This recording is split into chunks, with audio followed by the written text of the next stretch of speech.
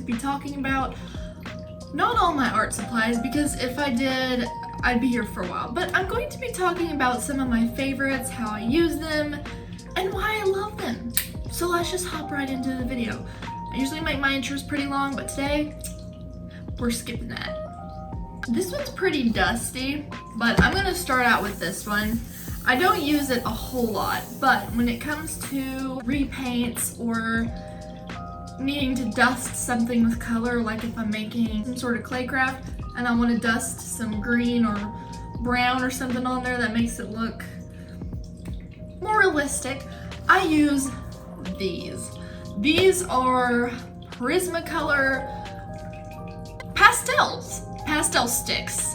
Now, if you're familiar with pastels, you know that they come in many forms. They come in pencil form, they come in stick form, probably a lot of other forms I don't even know, but those are the two main ones. These are just the straight up sticks. This is 48 of them. Now you probably don't need 48, but if you're into crafting and clay crafting, these are fantastic for dusting a little bit of color on there, just to add some realism and just that kind of special touch. I love using these. Pretty brief, but I just don't use those for a whole lot, but they are definitely good for crafts. Technically their main purpose is for creating pastel paintings or pastel drawings. Moving on, we have, why are these so dusty? We have these. Now these are some of my all-time favorite colored pencils. These are the Faber-Castell Polychromos. If you go to Faber-Castell's website, they have a whole lot of art supplies. They've got many different kinds of colored pencils, or just pencils in general. They also have watercolor pencils, which I actually have a very small set of those, but I do not know what became of them. I haven't used them for a while, and I think it's only a 12 pack or something, but these, in the US, they're quite expensive, so that's one thing to keep in mind. As far as colored pencils go, these are great. They are fantastic for creating realistic drawings, for drawing, for pretty much anything you would need a colored pencil for, they're good for. These are fantastic. They're also great for layering, which is why I love them. I love to pair them with my favorite sketchbook of all time. Y'all, if you do not have one, you need to get one. Seriously, they are not that expensive. This is one of the really small ones. It's a Strathmore toned tan. Now, if you're just into sketching, just get a white one. Strathmore also just makes plain basic white sketchbook. But if you're into coloring with colored pencils, this sketchbook, especially just the toned tan, they also have toned gray, but I would recommend toned tan because it's a much warmer color, kind of gives a little more warmth to your drawing, and it makes the pencil stand out so well. Let me give you an example. As you can see, it really stands out. If I were to have used white, the white that I did color in would not show, and I think that's kind of the main reason you would want to put your realism on something like this, because using a toned paper makes the white stand out, whereas if you use a white paper, it just makes it a little less realistic, at least in my opinion, because I did start with white paper, but if you're going to use color, I would highly recommend this sketchbook. Toned Tan Strathmore. It's fantastic. Also, the texture of this paper is very, very smooth. A lot of white papers are textured. You probably know what I'm talking about if you're an artist, but this one is very smooth, and also I feel like it may be made out of recycled paper because there's all these little tiny hair looking things on the paper. They're not hairs, but they look like hairs, and I've had some comments about that. Your paper looks hairy, your paper looks like it's got hairs on it. Whatever, let them hate on the paper. I'm just telling y'all, this is fantastic. I actually got a set of 2 of these at Michael's for, I think it was $16, so they ended up being $8 US for me. You may not find them as cheap, but I would definitely recommend keeping an eye out. They also come in bigger sizes, so I just happen to not like to draw really big. I actually have another brand of colored pencils that very closely rivals them for me. And that would be the Castle Art pack of colored pencils. This is also 120 pack of pencils. Same same exact pencil count as this. It comes in a fabric zip-up case, which is really cool. I'll show you guys inside. It's really neat. It's almost like a book, which is really neat because you can just kind of turn the pages and whatnot and get all your pencils. And I like this because if you're moving or if you're on the go, this keeps them a lot more safe, keeps them from banging around as much, and I feel like it would probably preserve the lead a little bit more, just from getting broken on the inside of the pencil. Now, as far as having a favorite between the two of these, I really don't know. I may still have to go with the Faber-Castell, although I have been recently really into these. They're probably about half the price of Faber-Castell, so if you're just starting out, I would recommend getting these. I think they ended up being almost $60. They're very soft. The only thing that I noticed that was a little bit harder to do than with the Faber-Castell was just to kind of mix colors to make some gradients and such. It seems that the Faber-Castell may be a bit more smooth, and you can get more layers with Faber-Castell. You cannot do that with the Castle Art pencils, but these are so similar that I would say if you're just starting out and you want something about half the price that's almost just as good. I mean, these are fantastic. I recommend going with these. So as far as having a favorite, I would probably still stick with Faber-Castell, but really close second would be Castle Art pencils. Now, my favorite alcohol marker, I'm torn between the Ohuhu markers and the Copic markers. Now, Copic markers are infamous for their expense. They're very expensive. I've been to Michael's and just for one marker, it's about $7. Now, that's not average. You can go somewhere like Blick.com or I think Jerry's Artorama, that's another website, and you should be able to find them cheaper, but still, they're very expensive. And I do have some myself, which I have used them. I haven't used them as much recently because last year I got myself a pack of these Ohuhu markers, and I really am torn because part of me wants to say that Copic markers are my favorite. Maybe it's just because they're more expensive, and you would think that because they're more expensive, maybe they're better. But just because something's more expensive doesn't necessarily mean it's better. I'm sure Copics has its pros and cons, as I'm sure Ohuhus do too.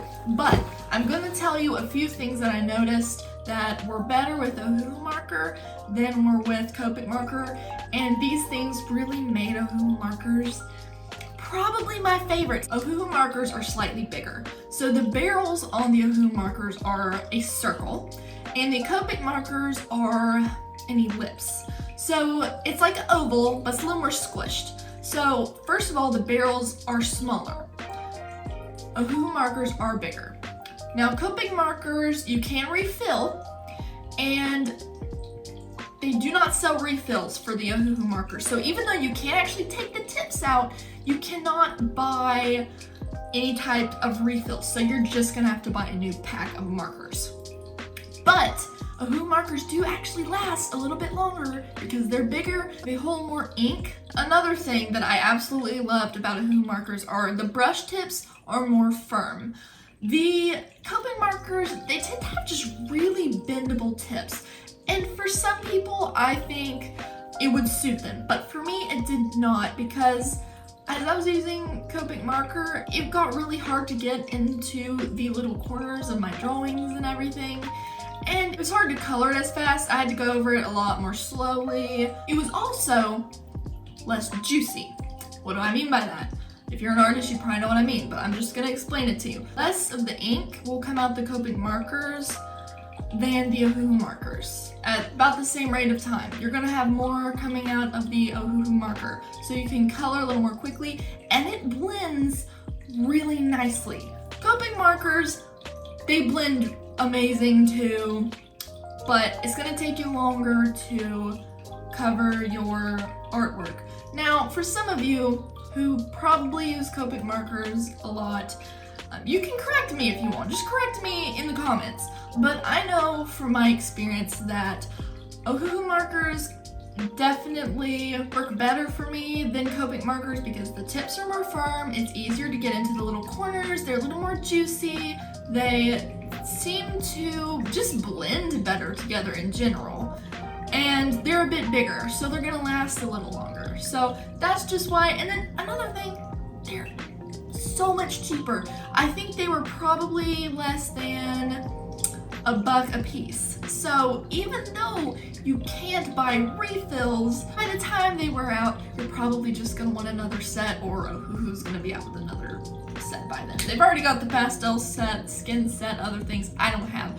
I just have the 120 pack, and I can tell you right now, if you're looking at either Copic or Ohuhu, go with Ohuhu first, unless you just really feel led to try Copic markers. They are more expensive, but they might be worth it to you. It just depends. The last medium I would like to cover is paint, specifically acrylic paint, because there are lots of different paints. There's oil paints, there's lots of other paints. I have only ever used acrylic paint. Does this mean I'm never going to try any other paint? No. But right now, we're just going to be talking about acrylic.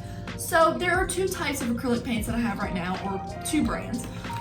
One is Chalkola. I almost said Crayola. It is so close to Crayola, just the branding name, that it confuses me sometimes. This was actually quite cheap. I think it was probably about $20-something for 32 colors. And the tubes are pretty small. I'm gonna show you. Size of a tube is probably,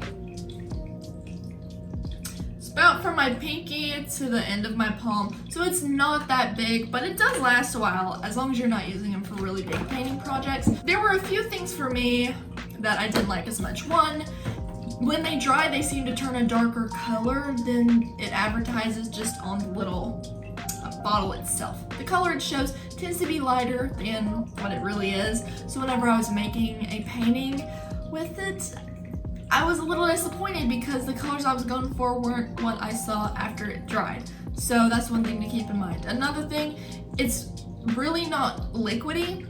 It's quite thick. So you're gonna need to mix it with something, some other liquidy paint. I'd recommend Apple and Barrel, which brings me to the other paint that I have, which is, why did I put these so far back in here? Apple and Barrel, my second paint, which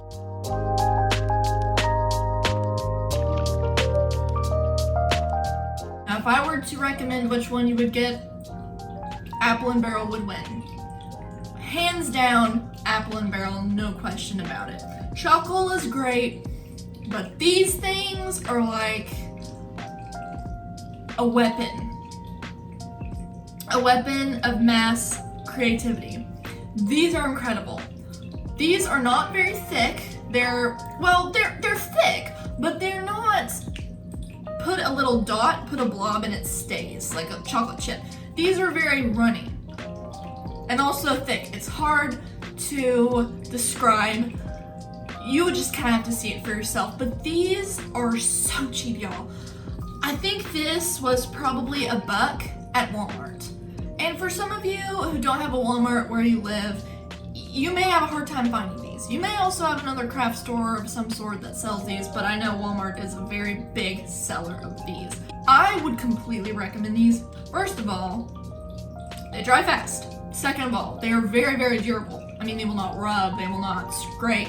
I mean, they would scrape if you took your hand or maybe a fork and started chunking it up, but then again, what wouldn't? But these are very durable. Actually, they are also for outdoor use, which probably explains why they are really nice and durable. Apple and Barrel, hands down, is my favorite paint. But if you already have a brand of paint that you love, let's say you have Chalkola and they're really thick and you want them to be a little bit runny. What I will do to get colors that I really want, if I have some colors in Apple and Barrel, but I don't have the ones that I really want, get a white. I'd recommend getting one of the biggest white Apple and Barrel paints they have. Just big bottle. And you can take something like this, squirt a little bit into it, and you're still gonna get that runny type of paint just like this, but you can make all kinds of colors you want. That's why I love having this Chalkola, because the other day I was painting a clay project and I did not have all the colors that I wanted, and I thought, you know what, I have got Chalkola paints. That's one tip that I would definitely recommend you try if you haven't already and you love to paint. Get some Apple and Barrel white if you don't want any of the other colors, although they're fantastic.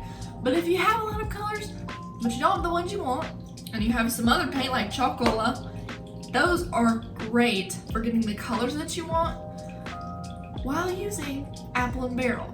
And that is it for my favorites. Honestly, I have some other art supplies. I just haven't tried them out yet. So when I try them out, maybe I'll make another one of these videos. Thank you guys for watching.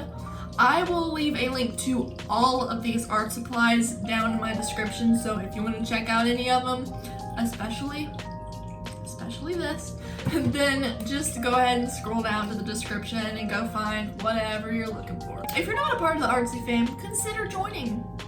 We have some interesting videos. You can go binge watch if you want. We got reactions, crafts, art, just about anything. Anything that has to do with art. So if you're an artsy person, join the Artsy fam. I love you guys, and I will see you in the next video.